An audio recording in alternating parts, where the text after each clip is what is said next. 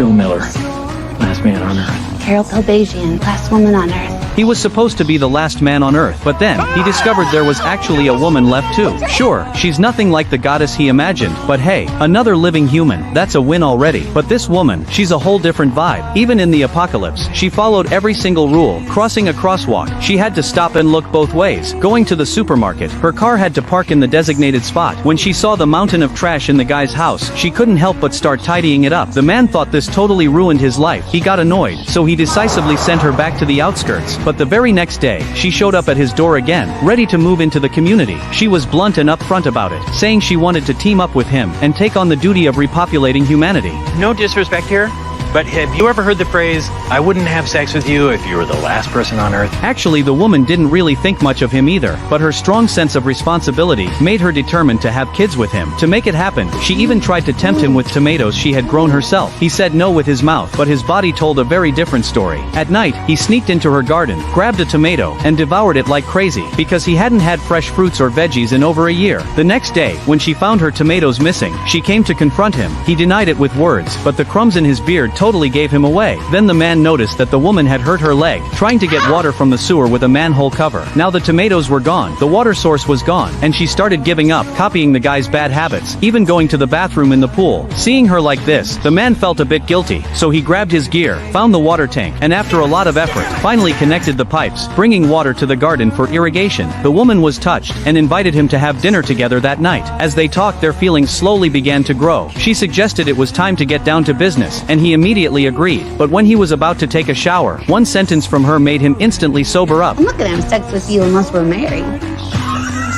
The first child of this new world is not gonna be a bastard. He flipped out, saying, I'd rather jump off this place today than marry you. What is happening here? It's tomato! It's tomato! But within seconds, he talked himself out of it. Fine.